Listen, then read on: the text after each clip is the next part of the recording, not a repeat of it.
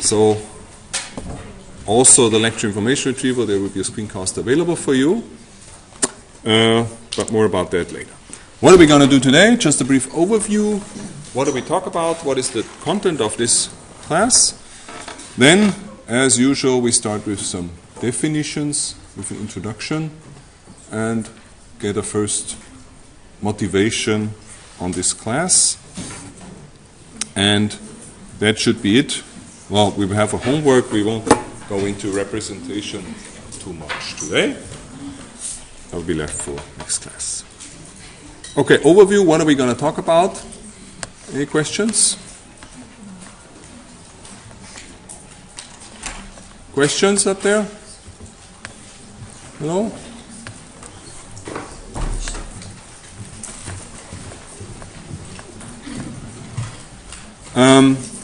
First today, definitions and basic terms. Then we have both sides of the coin. You have heard a lot about information retrieval already in the introduction. It's about representation and search. And for both of these aspects, we have 2 to 3 sessions. Representation, 3 sessions at least, and 2 sessions on search models. We round up this first half then with evaluation, which is of great importance in retrieval. Talk about user behavior, probably. And then we enter a second half of topics with optimization technologies, web retrieval, where we talk mostly about quality aspects of web retrieval. And hopefully we have some time for multimedia and maybe user interfaces. Okay? Questions so far? Not the case. What is the goal of the lecture? Similar to the HCI class. You should know the basic terminology. You should know if an IR problem is discussed or something written about it. What does this refer to? Is this search or model, or is this representation? Be aware of typical problems that occur in IR. Be aware of methods for evaluating, knowing methods, knowing metrics. There are hundreds of metrics around, and you should know the most common ones.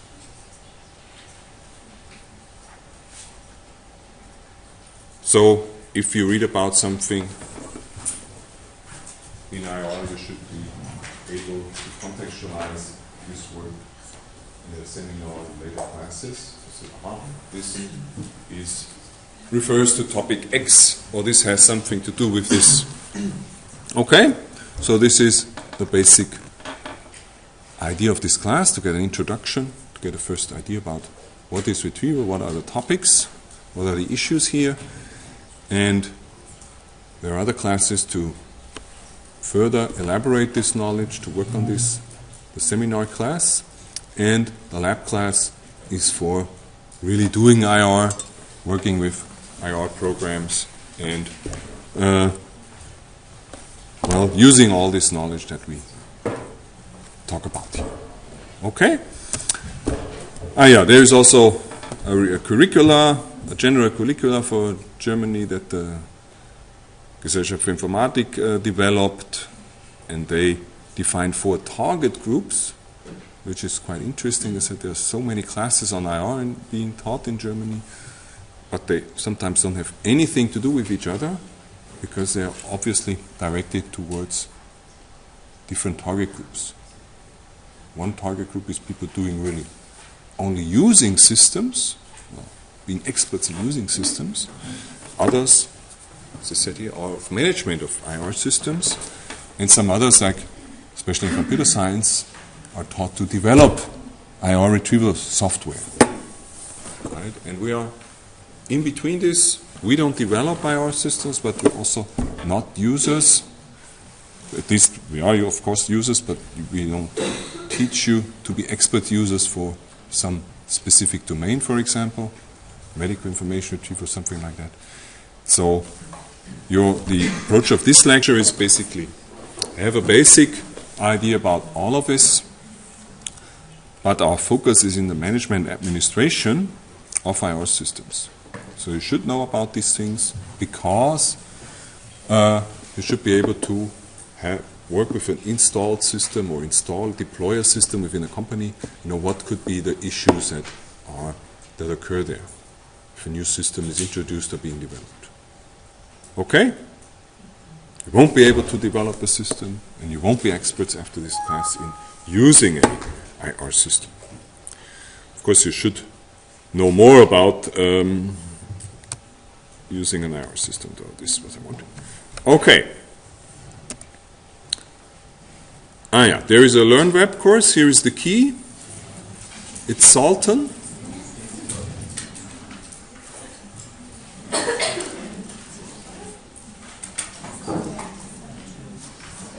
What questions? I see. Okay. That's why everybody's talking.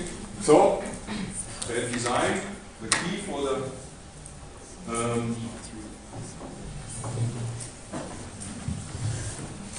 what is it called? LearnWeb. For the LearnWeb course will be Salton. Gerald Salton was a famous IR researcher. He basically invented the approximate, non-exact match, approximate match models, vector space model. So it's quite important. And we remember his name when you enter the LearnWeb. Questions? There's quite a lot of discussion here on the right side. Are there any questions? No? Okay. What will you find in the LearnWeb? That's here. No, that's not here. Screencasts will be available there. As you see, I will record the screencast. But, okay, first it might not always work, the computer might not work, or I might do something wrong, and there is no guarantee that there will be a screencast over time. If it doesn't work, there might not be one for 1 week.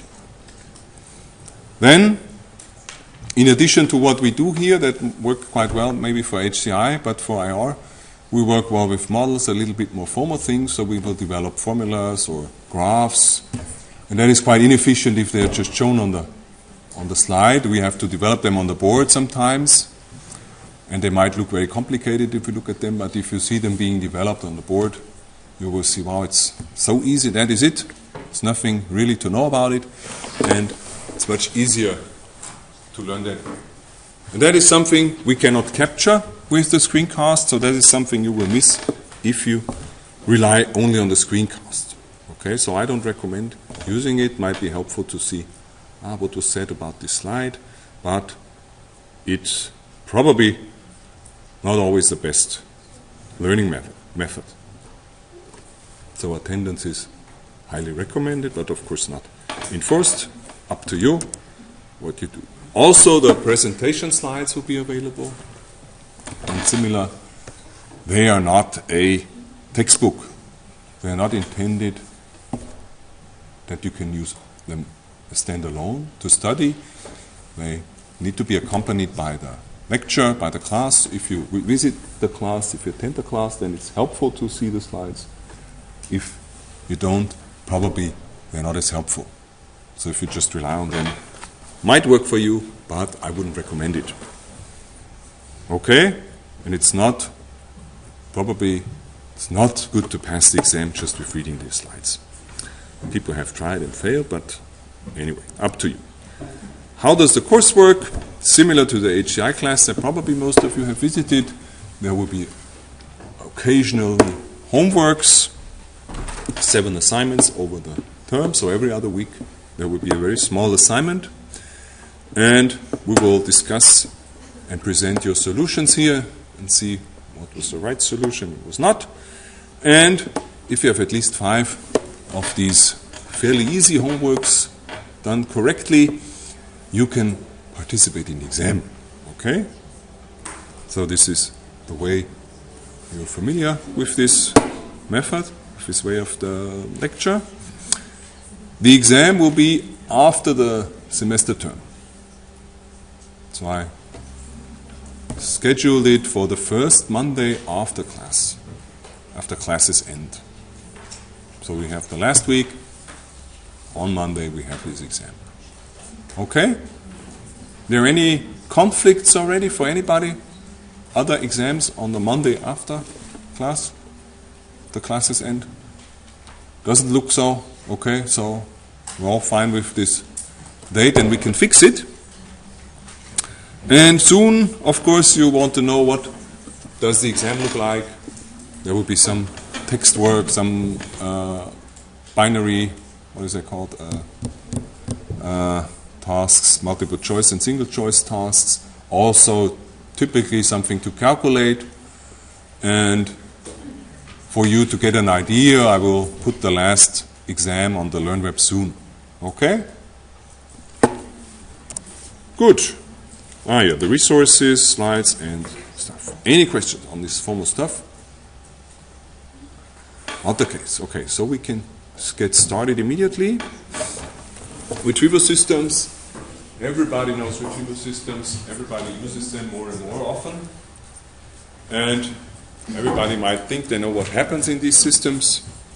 We'll see if that is true, or you'll see if that is true during the class. We also have systems for different modalities, right? For pictures, for images. We can work with all kinds of documents. Okay, wrong class. Anyway. There are many specific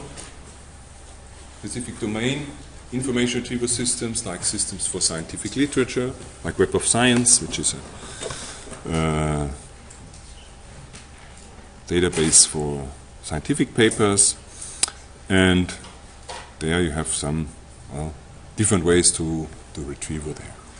Anyway, but all these things look familiar. We are accustomed with these things. We use them on a daily basis, so it's good to know a bit more about it. Start with a definition. What is information retrieval? Information retrieval deals with the search for information and with the representation, storage, and organization of knowledge. Okay? That's a very general definition, big scope here, and now we can see what we do with this definition. This should remind you of what?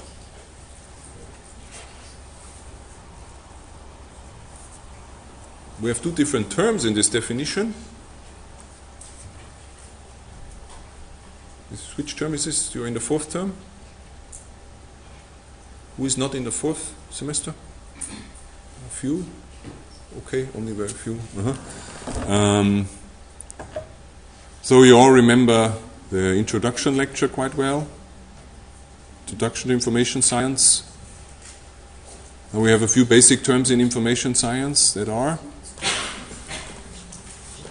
basic terms.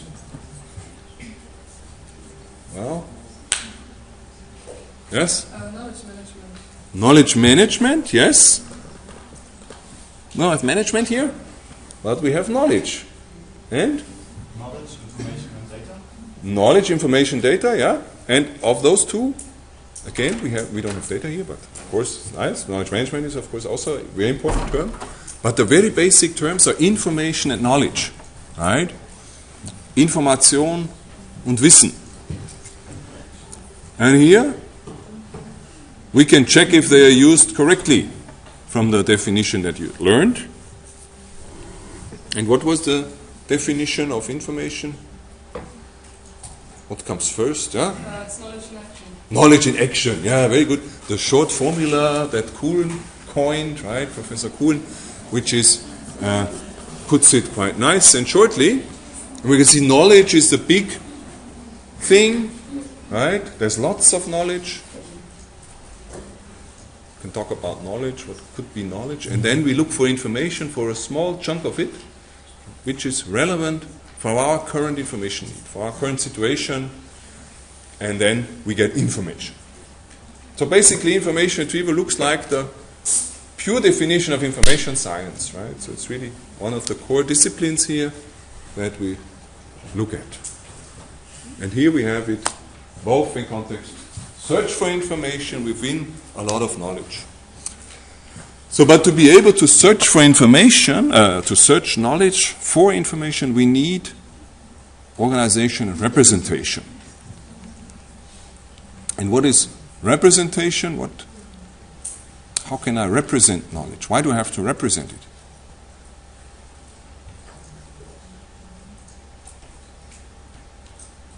Difficult question. Yeah? Answer. Make it valuable for others, maybe? Yes, of course. Make it valuable again for oneself.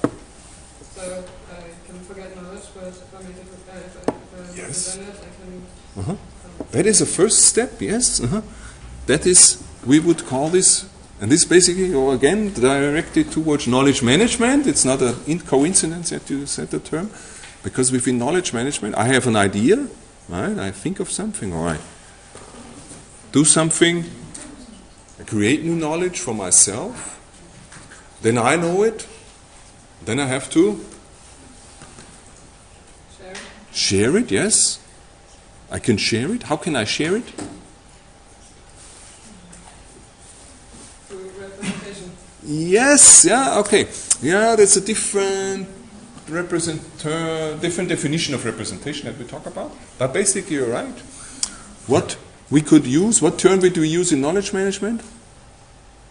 I know something. Now I want you to know that. How can I transmit it to you, let's say? I can simply, I know something, I want you to know it. What could I do? How can I transfer this knowledge to you? I can just tell you, right? I can say it to you. So I use natural language. I represent the knowledge in natural language, we could say, yes. Here we talk about different representation to you. But I can only reach a few people, right? In my lifetime, I can only talk to so and so many people. So if I think this is very important, I can also write it down, yeah. I can write it down and give it to others and hope that they read it maybe, right? So we could call this externalization of knowledge. This would be the term in information management. I externalize what I have, my internal knowledge is put on some medium, right? A drawing or a text. Or I just say it. I use natural language again. I record it like here, right? I could record. I could also write this down if I had time. And it's externalized. I can die and this knowledge would still be around. Okay? Externalization. And then we have, in the history of mankind, a lot of knowledge has been externalized. A lot of books with a lot of text, a lot of websites, a lot of information, a lot of knowledge, we can say, sorry. And now we need to find the right chunk for us, right? That was information retrieval was about. And now we have a lot of externalized knowledge, and now we need to search it. How can we search text? How can we now represent text? What do we have to know about the text in order to find it when we have a search problem? That's the technology that information retrieval uses. Let's start with an example. We have a query. Wolf, Niedersachsen, a wolf in Lower Saxony. Now maybe I have 10,000 documents, or millions of documents on the web, for example.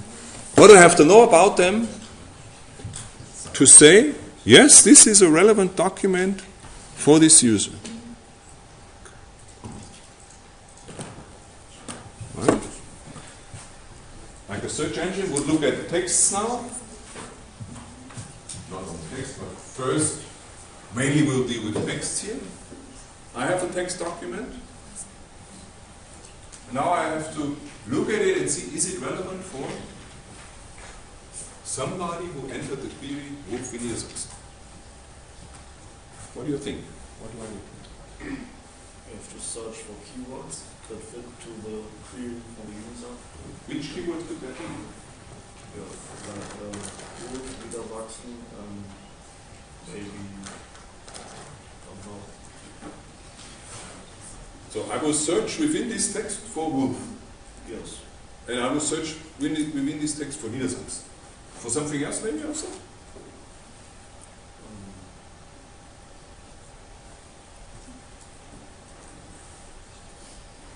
Yeah? Maybe I want to know if it's someone, a person named Wolf or the animal Oh. Wolf. Okay. How do we know? We can ask a user. Search engine can say, well, no, we don't give you an answer, we ask you. What would you do as a user? It's like wolf animal. You would just say, what is that? I go to another engine. I don't want to be asked questions. I want to ask questions, right? We want to have it simple. Search engine then asks you back. One more step for you. You don't want that, right? So the search engine doesn't really know, is it a name, like Niedersachsen is a name, or is it a animal concept? We don't know. So we have to know if there is wolf in this document or not. Or any other ideas? Or Niedersachsen, yeah? We could tag the documents Yes? if there's, the animal or the people. Yeah, we could do that. Okay, we could say, yes, I see there is wolf, but I say this is a person. Don't confuse this with the animal. No, I could do that. But who would do that? And how? Of course, this cannot be done manually. Could be done manually. For images, it's done manually, right? You describe your images. If you want to find the image, it's typically tagged manually.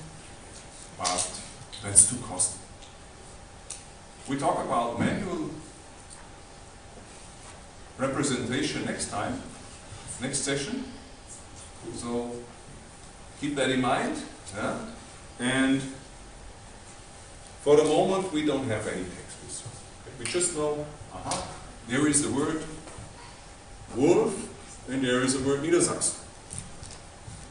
We don't know anything else. What else could we look for?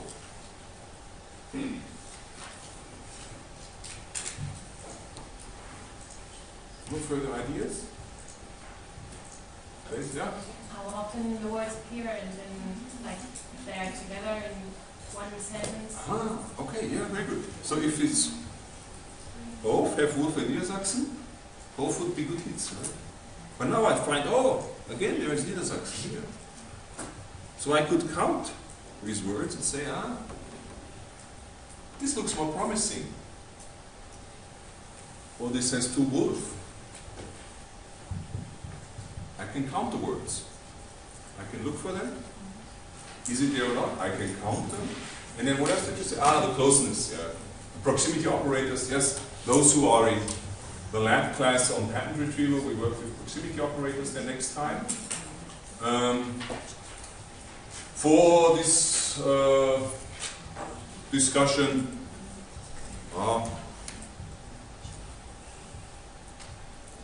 we could also say, in case we have only Wolf and Niedersachsen, we have two documents that have Wolf and Niedersachsen, and one have them very close together, one not. We could say, this looks a bit better than this one. Right? Our results are typically in Retrieval is a ranked list of results, so we could say, we just have to know this should be in front of this one, and that's all we need to present. Okay, but now we counted. Basically, it's not a lot of ideas that you have, but it's all the ideas that the information retrieval community had so far. Basically, that's what is done. We count words, we look for words and count them.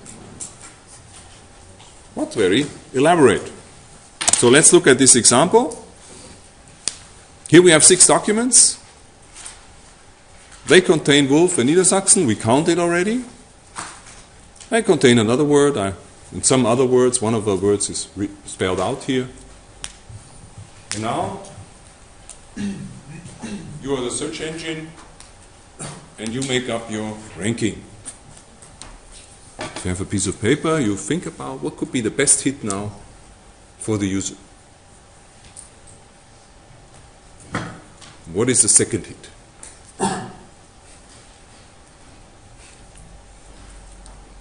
It's very quite tilted, huh? But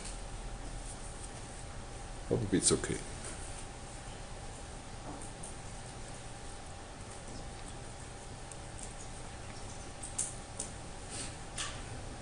So think about it. You're the search engine. The user is typing. He sent the query. Now you need your response. What is the best hit for this query?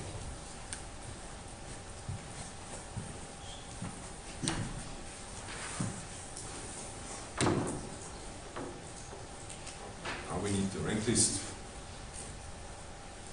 Anybody? Any suggestion? Anybody has some? Yeah, 1, 2.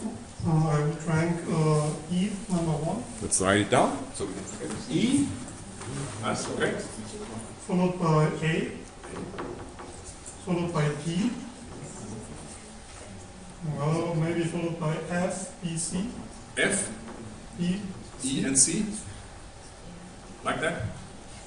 F, B, C. B, sorry. E, we had an E already.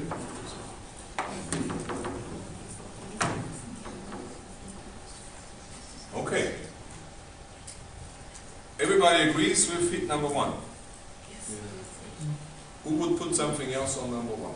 Maybe. I would do F F. Okay. and then E.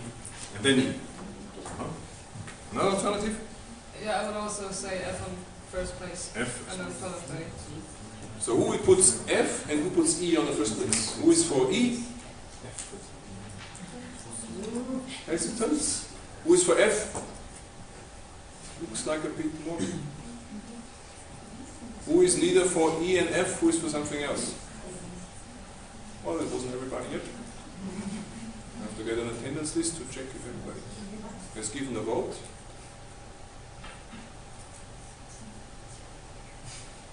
What else? No? Nothing else? Then E and F? Let's see, why would you put E and F? Let's look at the numbers here. And what was the suggestion? E and F.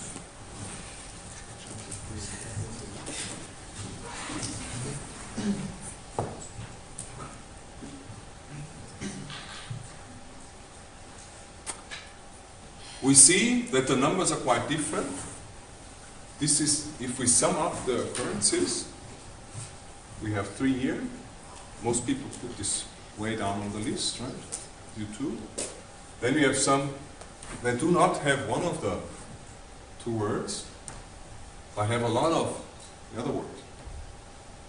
But that doesn't compensate really, right? You would say, I'm sorry, if you don't have wolf, you have to go to the back. Right? Doesn't help that you have so many Niedersachsen or vice versa. So C and D were quite low, was that right? No. Okay, we can also have different opinions. Why could we have different opinions about document D?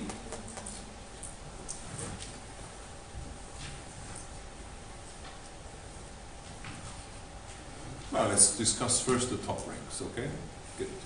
Let's not get too complicated. E and F. Here we see, these have 3 and 3, 4 and 2, 6 occurrences. This has also 6 occurrences, A. So if we look at the absolute numbers, we cannot make a decision between these two, if we just look at the sum. So why can we make a decision for one of these 2 numbers? Or of these 2 documents? Of these 3 documents?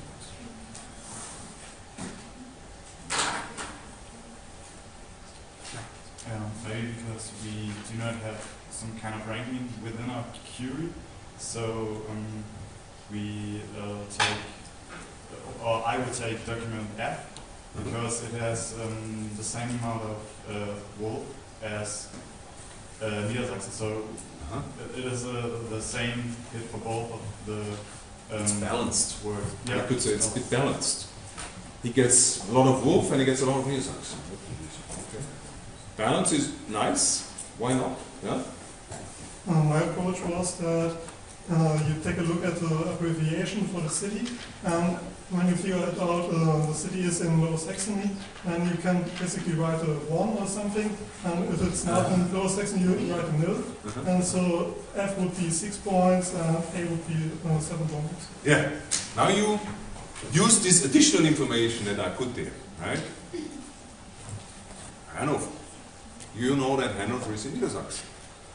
So it's quite interesting, right?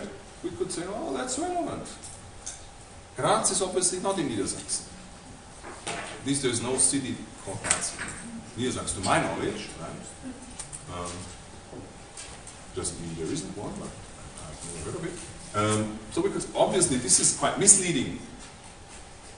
This might be most about wolves in Austria. Right? Could be. Niedersachsen is there just by accident. We don't know. So we could say this goes to the. This is second place.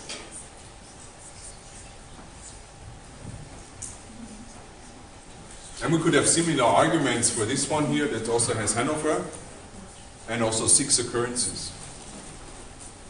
But it's not as balanced. Okay. So, what would be... So first of all, what about this additional information? Can we use it? Can the system use it?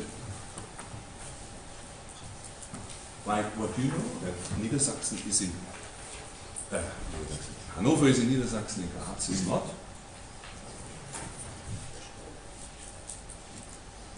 Does Bing or Google know that? Do they know it? Can they use it?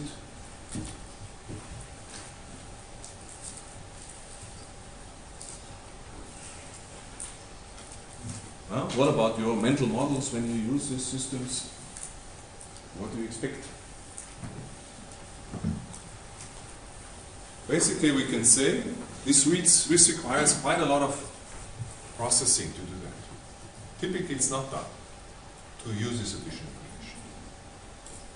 Both Hanover and Graz are words that are not in the query, so they're ignored. Okay?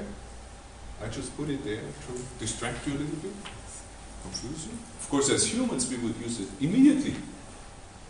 Even if there would be no Niedersachsen, and there would be Hildesheim or whatever, Wienerburger Heide, and Wolf, we would say, that's interesting for the person who queried, because a lot of places in Niedersachsen and Wolf.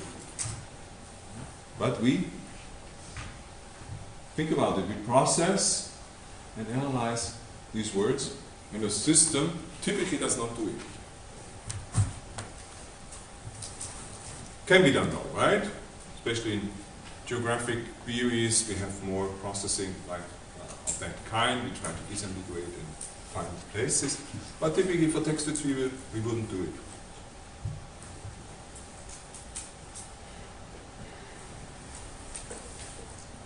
We could also have words related to wolf, like wolf is a bad example.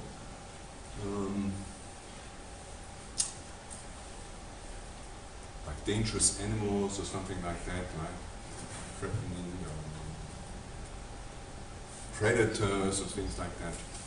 You could just use other words maybe instead of wolf to be stylistically nicer. And we know how he talks about the wolf, but a system would not typically use it. So we can simply say most systems would ignore other words and just rely on this. So we have the decision between 6 votes or 6 counts, right, for 3 documents, and now we still have to make a decision which one is the best. Good argument is balance. That's quite nice. we will see in the third class, we don't have to talk about everything today, that a similar model that is not called balance, but that basically a formula is used that has the same effect, that this would probably be the highest document. Okay. What would be if we had one document with 4 wolves and 2 Niedersachsen, like this one, and one with 2 and 4? I'd say that a document with 4 wolves would be on a higher place than the other one, because wolf is the first word in the query. So it has more relevance. Okay. That's what I would think. There's an option to say, he wrote Wolf, Niedersachsen, so this is more important for you. Could be. That means, when you type into Google Wolf Niedersachsen, and you type Niedersachsen Wolf, you would expect a different result. Right? Is there a different result? What do you think? No? Have you tried it? Yes, I think I remember that there was no result. No difference that you could observe, okay. So everybody can try that at home to see if that mental model that you have, which is justified because there is an order, is really how the system works. Typically, no. Typically, these things would be. We would have to look for other things about Wolf and Niedersachsen to make a decision here. What could we use? How often it would be found? Where? Watched. How often we see this word in? Where? Not how often is this word. So, I mean, how often this document was be found. Ah, yeah, okay, we could this is a quite advanced system. We observe user behavior. Right? We see, this typical document is clicked very often. Right? But in order to do that, we have to track like 10 million web documents, and for each we have to record how often is it clicked, for which query. Also quite elaborate processing, right? Google probably does some things related to that. We're not sure. But if these documents are new, we still wouldn't have an idea, right? What do we present for the first time? 2 and 4, 4 and 2. How do we make a decision?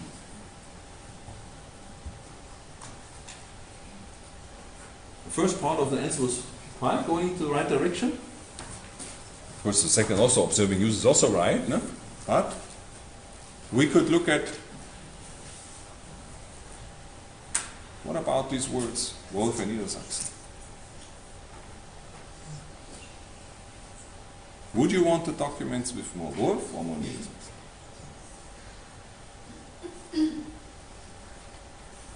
No? Well, you don't have any demands for the search engines? What should they give you? I probably prefer documents with the word wolf in the first place. So, just because Niedersachsen is the location, the setting for what I'm really looking for is the wolf in Niedersachsen. So I don't know, I just have to know for once that is in Niedersachsen, and maybe wolf can be repeated in the text. Yeah, okay. Is a nice argument. I think, can we follow that? But, what does a search engine do with this? How can it calculate with this kind of knowledge, right? Not really easy. Wolf is in a way more specific, we could say. Right? Niedersachsen might be a bit more general. And how can we see what kind of word we have? Is it very specific or more general? Can we make a general rule from this? Again, what do we do with words in Retrieval? We don't try to understand them, we don't try to anything, we just count them. Right? In this case, we could count them where?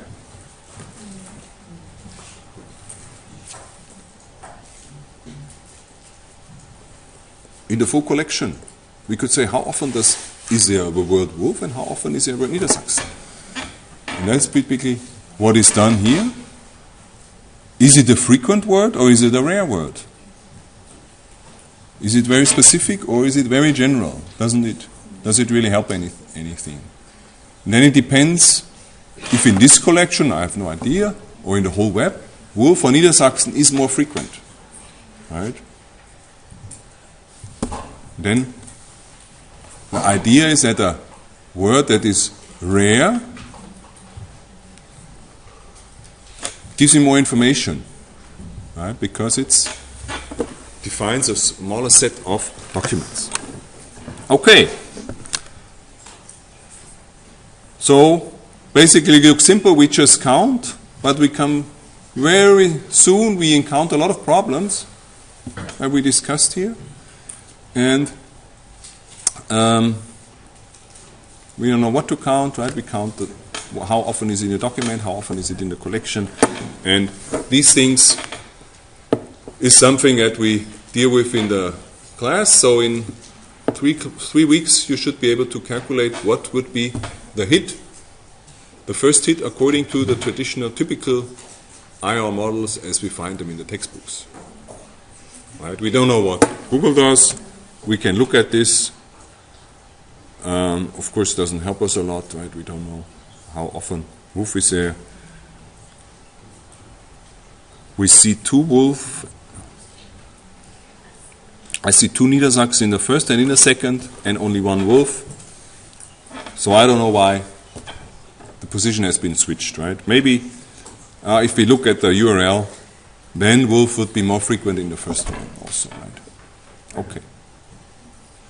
Anyway, but Google doesn't have to do what the typical traditional AR textbook says, and sometimes they do something else. We also see examples in the class. So, we have a lot of retrieval objects, as I said. And now we can have text documents, web documents, images, movies, audio documents, music. All of that could be retrieval objects. And we had you already have studied a query language in the introduction for some other kind of objects. What did you study? Remember? Hopefully? Yeah? SQL, yes. SQL, typically SQL, spelled out in English. And what does SQL do? What does it mean anyway? Yes, very good. Structured query language. Query language, that sounds like information retrieval. So maybe you had already studied some information retrieval without even knowing. So what is the difference between SQL and typical web search, web retrieval that we have just studied? And this brings us to some of the core problems of IR. SQL and, let's say, web IR. Everyday web search. What could be differences? Yes? Could you maybe use a black pen? It's hard to read. Sure. I can easily use this board, so it's closer to this side too. Should have made a picture of the ranking. Forgot it. Because in 3 weeks we can check if we had a good intuition or not. Was quite close, of course. So SQL, structured query language, and typically web IR. We want to know what are differences. SQL is a formal language, and web IR is rather natural. Yes, formal, natural, Let's put a small question mark, because Wolf Niedersachsen is not something I would talk. It's not the way I talk, right? So it's closer to natural, of course, than SQL. Definitely, yes? In SQL, you mean Boolean operators? As operators. Do we have operators in WebAR? No? Never? We have? Which ones? Google uses minus, for example. Minus, plus. What else do we have? Quotation marks, yes? Interesting. Where I can have quotation marks for phrase search, like Wolf in Niedersachsen, then it would just look for this phrase. We can have operators like plus and minus. Plus would say plus Wolf, Niedersachsen. That would emphasize Wolf, right? What you suggested earlier. Other operators. Lots. Even Google has them. Lots of operators like site search, like link search. These are all important for information professionals, so you should at least know the basic Boolean operators, basic Google operators, as information professionals, information specialists. But what can we write here? We cannot write no, but somehow the answer is of course right. Who got it? Who was it? What should we write? Fewer operators. Fewer? Yes, we can write fewer.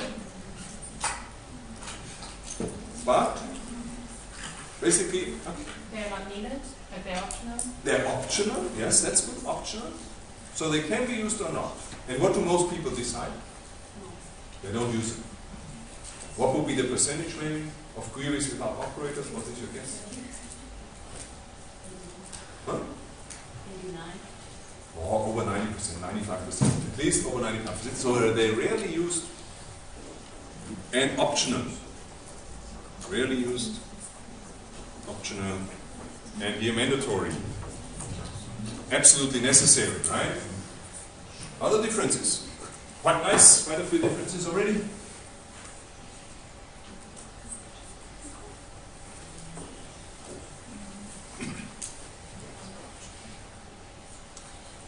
One difference is what this is something you studied in a class.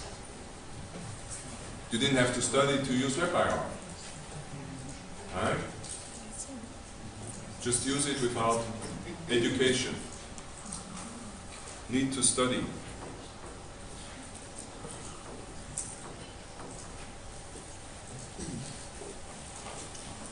What else?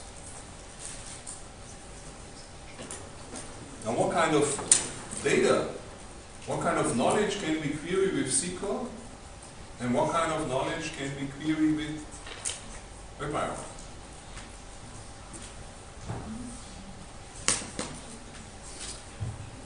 Now we come closer to the core differences. Okay, kind of knowledge. Shortly structured knowledge, and the other WebIR semi-structured or unstructured. Yeah, very good. That's exactly the terminology that we need. Structured data.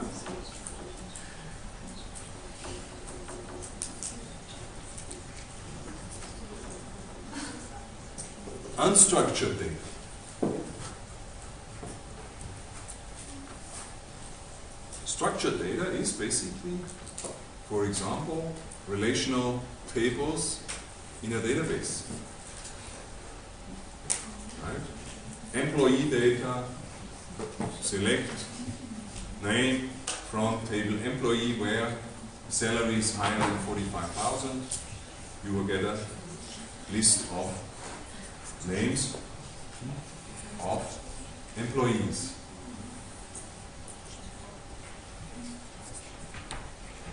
Because somebody has prepared the database in a certain way. It's all there structured, right? Table 1, age, next row, next row salary and so forth. Well, this is really the core difference. If we talk about unstructured data, what is unstructured data?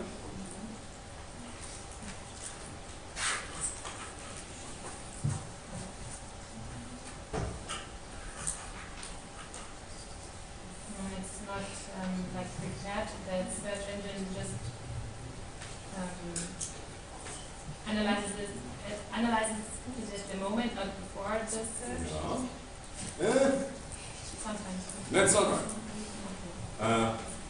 Because in order to be able to process 10 million documents, you have to prefer to process it ahead of time. So when you query, all these pages have been analyzed.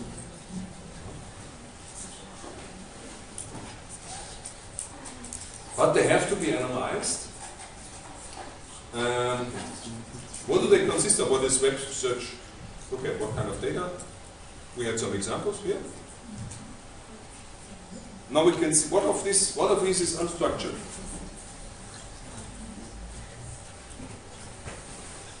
Yeah?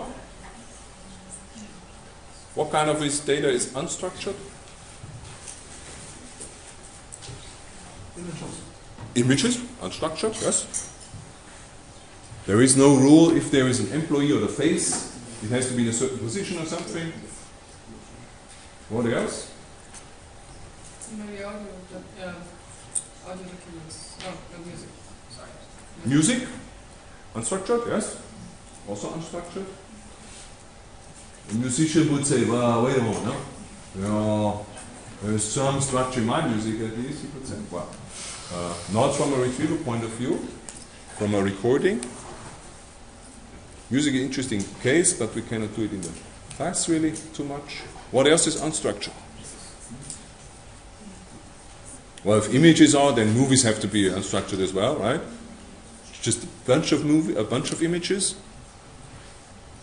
And nobody wants to say text. What about text?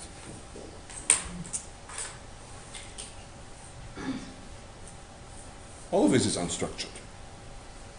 Text is unstructured, we would say. Of course, linguists would disagree. Well, wait a minute, there are sentences, there are words, but this is a structure that we cannot exploit for mass data. We cannot analyze mass data in texts. We cannot understand what 10 million documents are about. Right? We don't know if wolf is a name or not. We have some technology to do that, but it doesn't work 100%. It doesn't really work for mass data.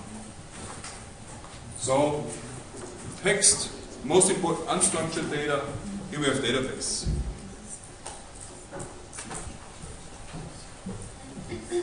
Further differences. What else do we have?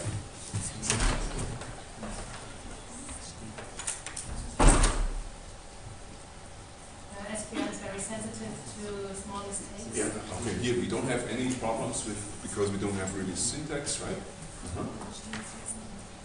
Good.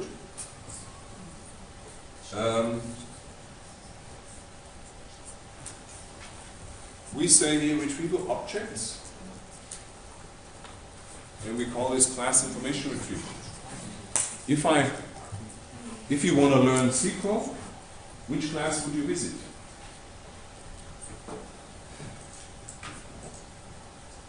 When you look at the course book, I need to know a lot more about SQL.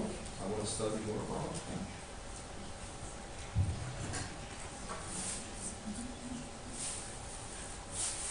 Now that's a huge difference, and that's a completely different area within computer science or information science that deals with structured data and has very little overlap with information retrieval.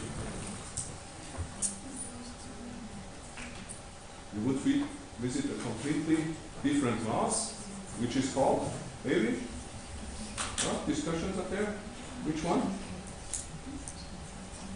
Which class would you visit for SQL? What would it be called? SQL is used for what kind of data again? Nobody knows it. That also shows that we don't offer this kind of classes here, at least not in our department. Would be Databases. Okay? Databases. Datenbanken. Datenbanken and retrieval are basically different areas. We don't talk about retrieval within a relational database. Sometimes people do, but it means something completely different. Database community retrieval is something different. So we have different kind of objects, and now this also has we have different kind of methods and sciences, databases, different kind of systems, IR system. And now what does it mean for the result?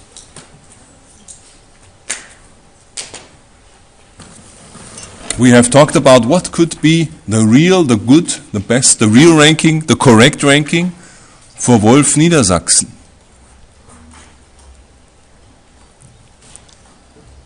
What about a SQL query? In the introduction, did you also discuss what could be the best solution for this query? No? Why not?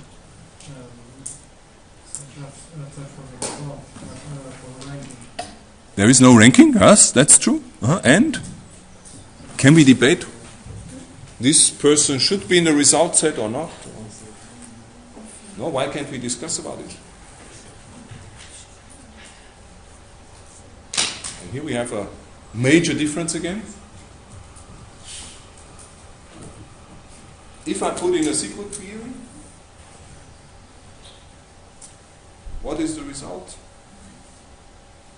It's absolutely clear, right? It's fully defined. If I write a SQL query, select employees from table employees, salary larger than 40,000, then every database system has to give me the same result. There's a clear definition, a standard, ISO standard, can be Oracle, can be Sybase, whatever database system has to give the same result back. So it's clearly defined. Doesn't fit here anymore. Result defined. For database, we have a defined result, and for retrieval, what is the real result for Wolf in Niedersachsen? What is the correct result? What? I'd say there is none. There is none. Changes all the time. Yeah. Depends. Depends on what you want. Right? Depends on could be different for many users. If you type it in Bing and in Microsoft, in Google, they will have different opinions too. And nobody can say, that's wrong, right? There just is no clearly defined result, right? Because we deal with unstructured data. We cannot guarantee one correct result. What will be the correct result for a query? Auto, car. Right. Nonsense to talk about that, right? And here we see the real major difference. If we deal with structured data, we have a defined set. If we deal with unstructured data, we don't have it.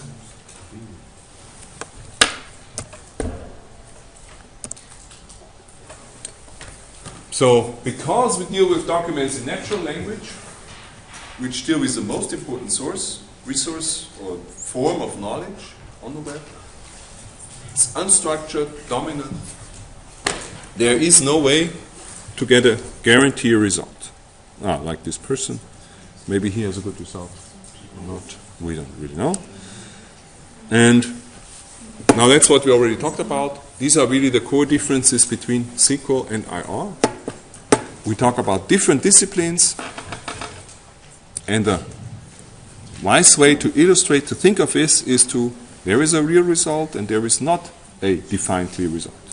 And why is that the case? If we look at the IR process here, let's look at this a bit later.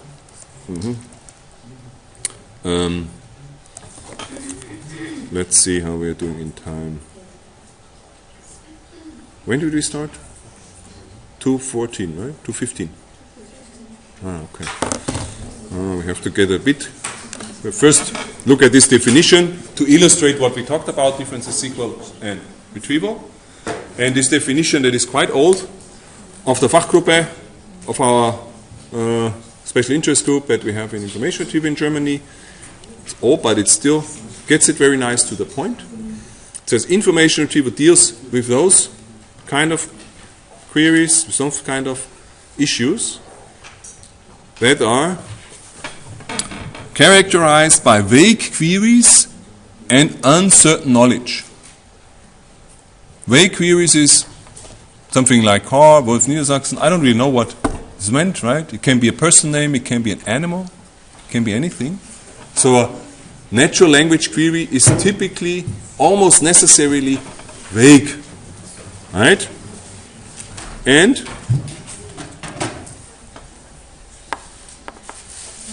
uncertain knowledge, that stems from the way data is processed. SQL, there is no opinion, I don't need any representation, it's clearly in the table, it's structured. I get my perfect result. I have certain knowledge. I know this employee knows so much and so forth. And in retrieval, I have knowledge that is only in vague natural language. I cannot really extract the knowledge perfectly. There is no 100% system that tells me this wolf is a name and this wolf is an animal. Right? This is things that you study with Professor Hyde, and there is no 100% performing natural language processing component. And that's why we have uncertain knowledge. We don't know which wolf. We don't know a lot of things if we just read text, if a machine processes text, and we have uncertain knowledge, uncertain representations of our documents. And the definitions goes on. It says there are queries that are dealing with uncertain criteria, vague criteria, and those can only be answered iteratively in dialogue processes. I query, get a result, I query again. For example, I query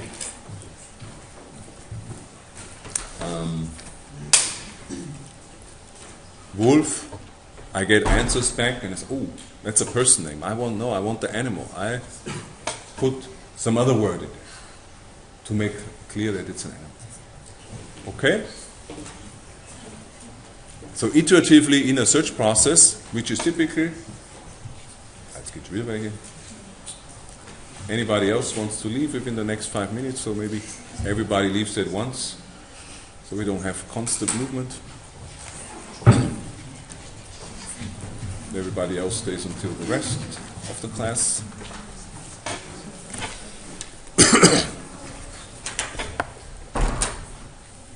This is something that is very typical for processes. Probably you can observe it at your own behavior. We type a query, we look at the results, say, oh no, that's not what I wanted. I need to change, modify my query. And then I work toward a better solution. So I don't know what to expect if I type in wolf. It can be animal, can be a person, and depending on what I get back, I will change my query. And here we have differences. Representation of the knowledge within the IR system is not limited. Text or unstructured data, because we have unstructured data, we have uncertain knowledge about the real meaning of it. We're not sure about the meaning of wolf, right? We have limited representation of the semantics. Semantic analysis, as I said before, is not perfect yet for mass data, and we have to deal with current technology where the system does not understand the text, it just counts words. Okay? And that's why evaluation is of really key importance in retrieval. We have to know how good is the system really. Retrieval, recall precision, something you already know, we will learn more. Metrics, that's something that doesn't make sense for SQL. for databases, because here we have a defined result. We don't have to worry about recall precision. Okay? So far, so good. We look again at the IR process.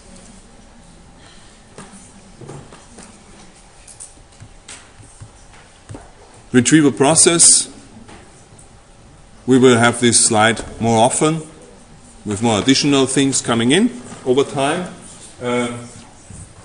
We have the user, maybe yourselves, in front of a user interface, types in a query and gets results back. He doesn't see anything else. And what happens in the information retrieval system is that long before people write texts, documents, or images, or whatever. They are stored somewhere, indexed. How is that done? Well, we talk about it.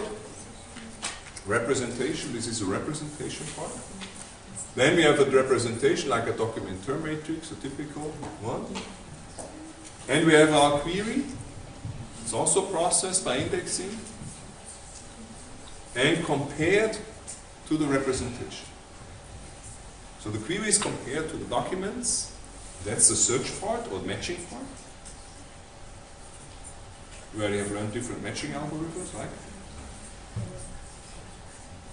which ones?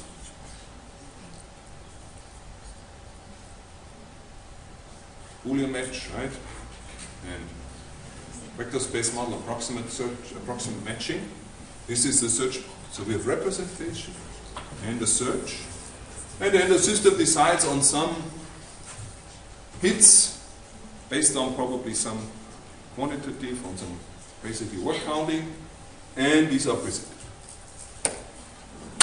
And that's the retrieval cycle. We have our two steps in there, and of course the system and the user interface, which is not at the core of retrieval research or retrieval topics. Okay?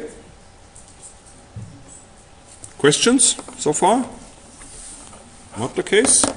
Then we move on. Hope we can come, hopefully, to the end quickly. Typically our process now in a textual form. Representation search. Search means analyzing queries, matching queries to documents representations. These representations have to be developed in the representation phase. Documents are analyzed, linguistic preprocessing, indexing, and we get a representation. Before that, for example, on the web, we have to find these documents first. We don't know that. We have to find out that there is a web document. Go there, crawl it, index it, and process it. Okay, further definitions. Here one by Ingwersen. Information retrieval covers the problems related to the effective storage, access, and searching of information required by individuals. Here we see the user, the individual in the focus. We had our, we don't maybe need our definition of the Fachgruppe, the special interest group. And here we have one that's also quite nice by Robertson, Stephen Robertson, said leading the user, not louder than me, leading the user to those documents that will best enable him to satisfy his or her need. So the user has an information need, he needs to know something, and the system should support him in this regard. Okay. Just some examples of systems that don't work, probably have come across this. If we look at retrieval systems, it's quite you quite easily find problems. A few years ago, we did a study with a Swiss company on site searches, or search boxes that companies typically have on their website. We had, for example, the Toshiba Europe website. If you searched for laptop, you get 0 hits. Very strange, that's the main product. Psst, da hinten, Ruhe. So that's the product they sell, and you don't find it on the site search. Quite strange. Other issues. Here we have. If we type the word Toshiba in the web search, we find 26 hits. If we type it in Google and restrict our search to the Toshiba site with the site operator that I mentioned here, we got 6,000 hits. So either Toshiba or Google does not count correctly, and the differences are quite dramatic, 26 to 6,000. Strange. Yahoo had 9,000 at the time. So probably none of us was correct, but who was the closest, nobody knows. Other things, completeness of PDFs, also issues, problems with dates, like is a news press release already indexed? Can you find it on the search? Often not. And interesting also, special characters still are a problem. Here we search for the name Jürg, a Swiss name, and often you just cannot find it because there is an umlaut and that's not processed appropriately. So, let's finish this class if there are no more questions.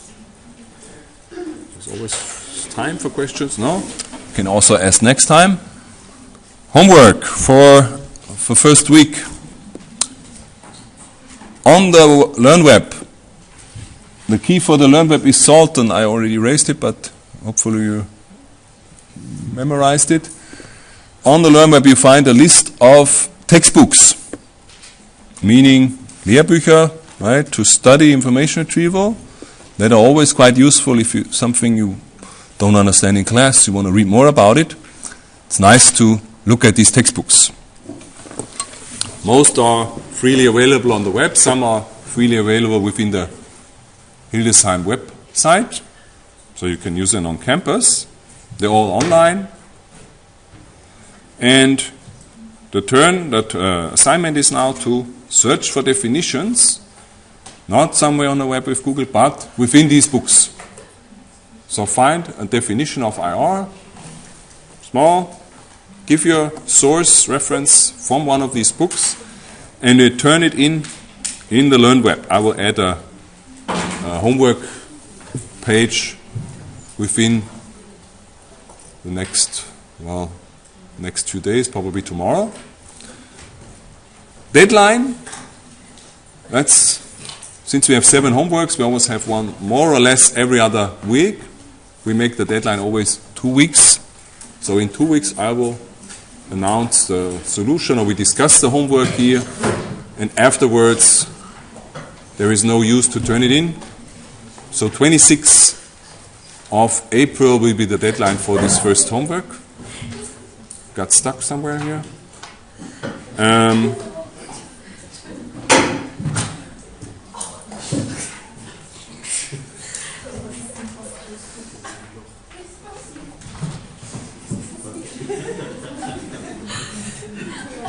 Everything okay?